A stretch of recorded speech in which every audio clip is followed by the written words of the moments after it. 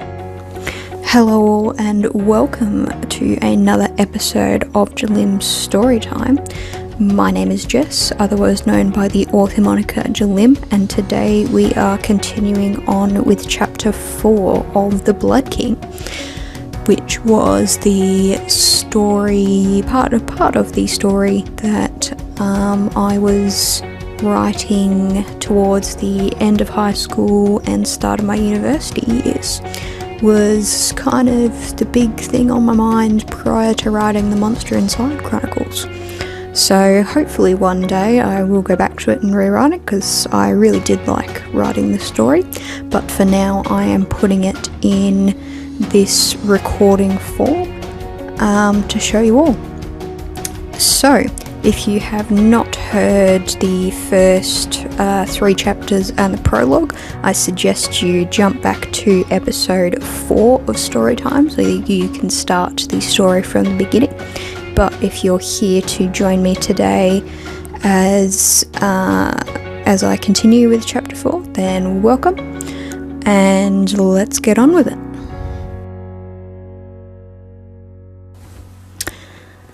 Chapter 4. The feminine figure that stood before Kapothe House was supposed to be on a beach in the Bahamas soaking up the sun. She was supposed to be on a long-awaited vacation that would ensure her absolute and total comfort for the foreseeable future. She was supposed to have been left in peace, but it turned out that her brothers could not be trusted to keep out of trouble.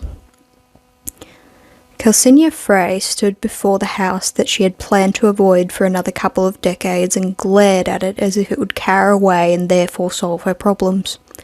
She could feel the nervousness of her brothers who awaited her arrival inside the house. They better be nervous, she thought to herself. Hell, they better be terrified for disturbing my holiday. Stalking forward in killer black heels and a leather jacket, she was a force to be reckoned with. Her silver eyes shone in the darkness, and her red hair practically spat fire as she raised her hand and flicked her wrist, the front door banging open. Walking in, she knocked the door closed behind her with her foot and dropped her bag on the ground in the foyer.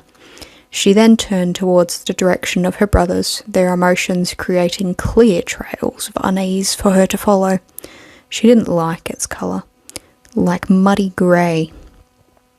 "Someone better be dying," she snapped as she entered the main lounge, looking down on her brothers, who looked stiff in their places. "I was prepped for a year of detox." Dimitri sighed in his armchair by the fire. "You always did know how to make an entrance, Kels." Kelsey's silver gaze burned into her arrogant brother. "I don't see anybody dying." Dimitri shifted nervously. "Well, you might want to blame someone other than us for once. After all, we didn't start it." "No," agreed Lawrence as he pushed away from the mantelpiece. Capricorn claimed they were enacting the damned binding for anyone and everyone to hear. It was rare that Lawrence cursed to any degree, but that did not deter Kelsey from her anger at the situation. "I am quite aware of the Coven's exposure," she stated. "What I don't get is why on earth you got yourselves wrapped up in it. FYI, I tried to avoid trouble and keep a low profile," said Dimitri. "And I was doing fine until Vincent showed up." Kelsey's anger disappeared in an instant, a wave of understanding washing over her as she looked down at her brothers.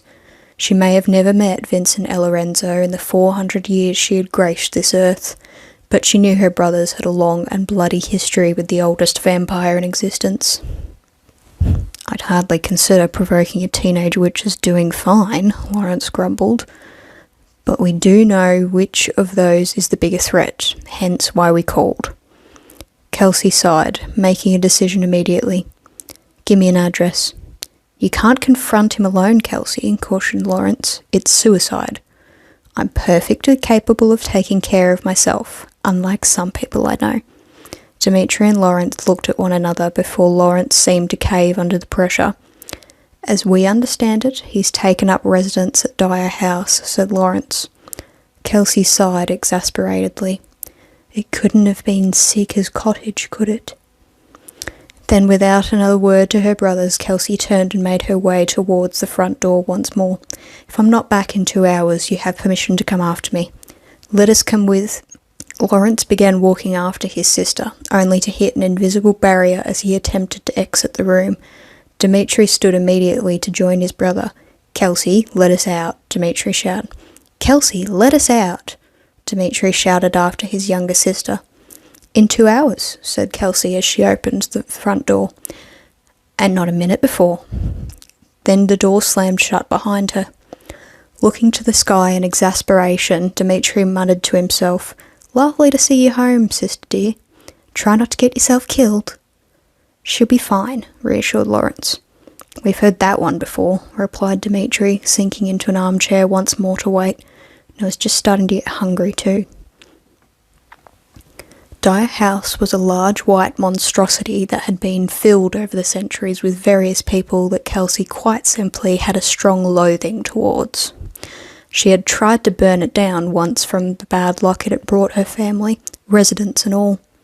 She had thought she'd succeeded in ridding it from the face of the earth until it was rebuilt 2 years later, startling white Greek columns and all. Clearly fate had a sick sense of humour in filling it with more people the Frey family in general disliked. Kelsey crossed into the front grounds without so much as a glance from the guards. They were either very incompetent or she was expected. She doubted both options, but didn't let it deter her as she walked up to the front steps to the double-door entrance that was just as outrageous as the rest of the building. She knocked loudly and waited impatiently on the porch. "The sooner this is over with," she told herself with determination, "the sooner I can get back to my holiday." The doors opened, and on the other side of the threshold stood a man dressed in mostly black clothes with an arrogant and condescending expression adorning his flawless face. His white blonde hair was so light that it appeared fluffy as it fell down to frame his facial features. Staring out at her with violet eyes that almost seemed to glow, his expectant smirk dropped into disappointment. "You know, I thought I trained you fledglings better than this," he grumbled in a voice that was barely above a whisper. Another presence seemed to appear beside Kelsey. "Apologies, sire.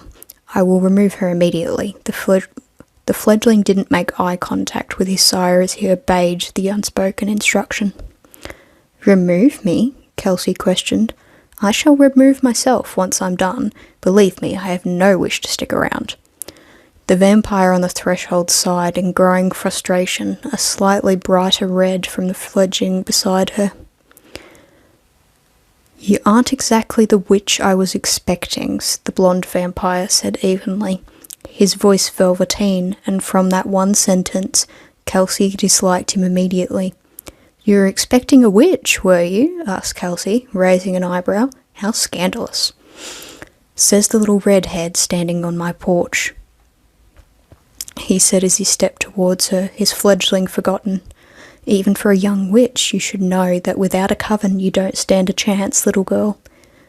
"You know," said Kelsey as she stepped towards the vampire, closing the distance between them and standing her ground, "I have been told that so many times in my life that I've come to consider it a worthless sentence."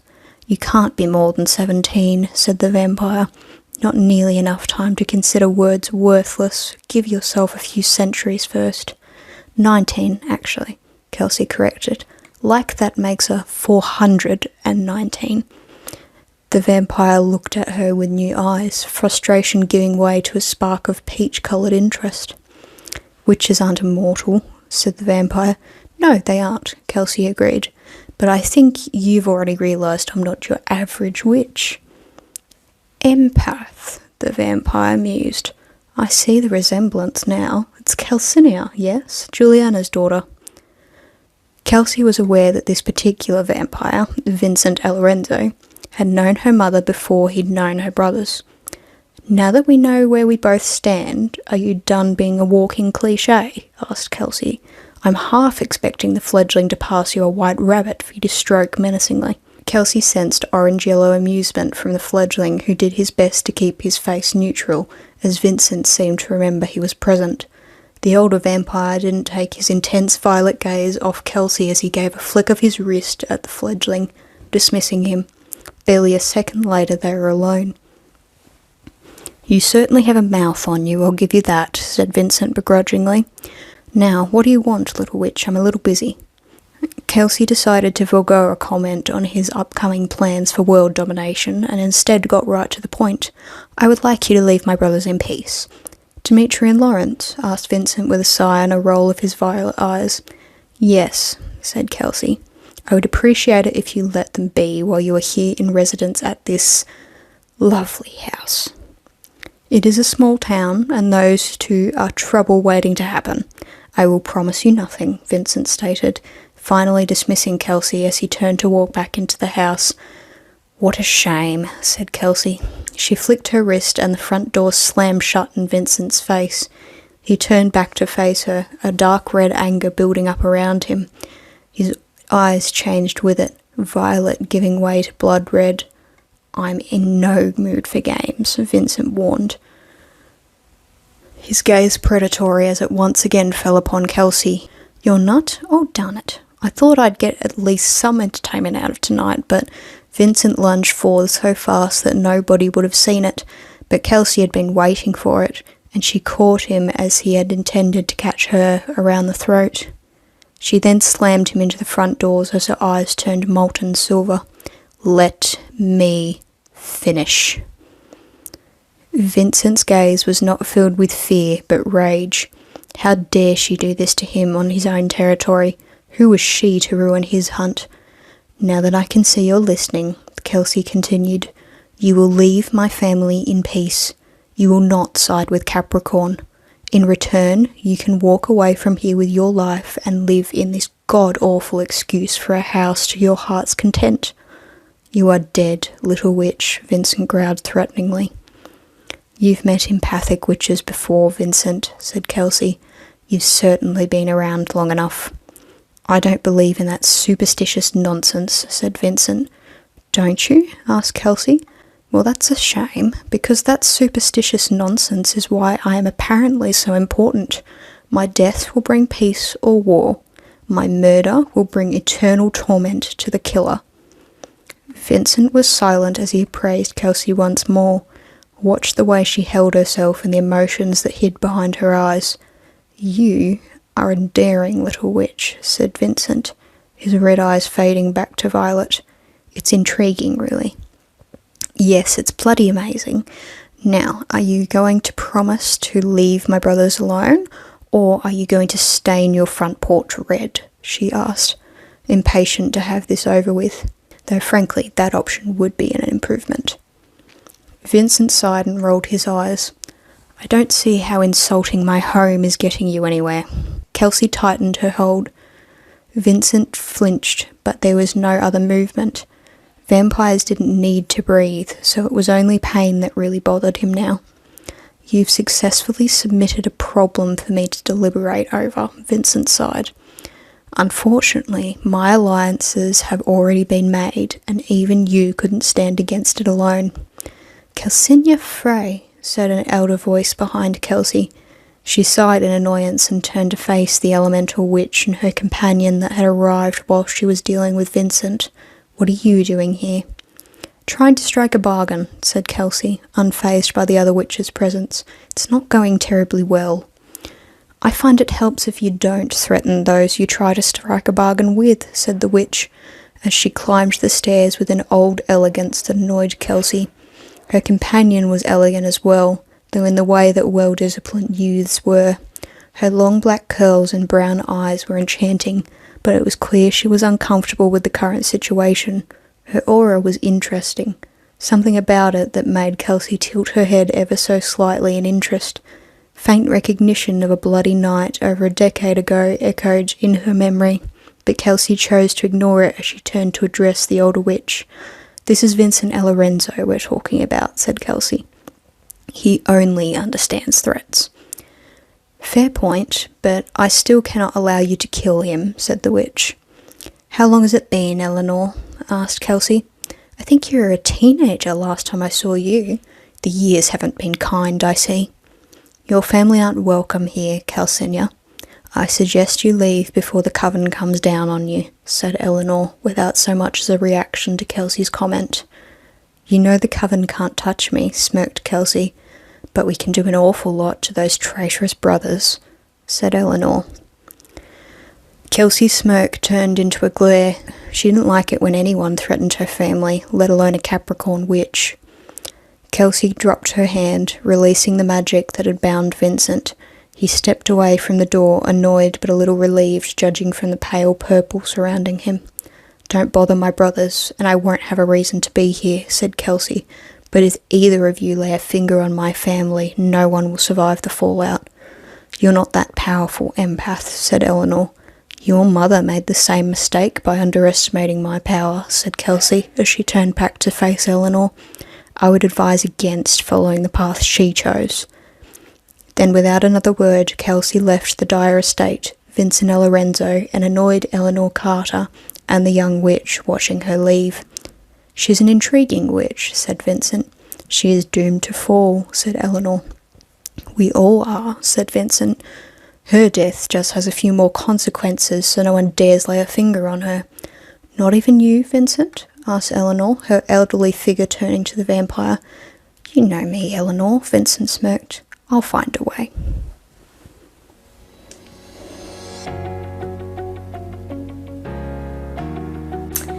Well, that's it, guys, for Chapter 4 of The Blood King, the first book of the Frey Desolation Trilogy. I hope you all enjoyed it.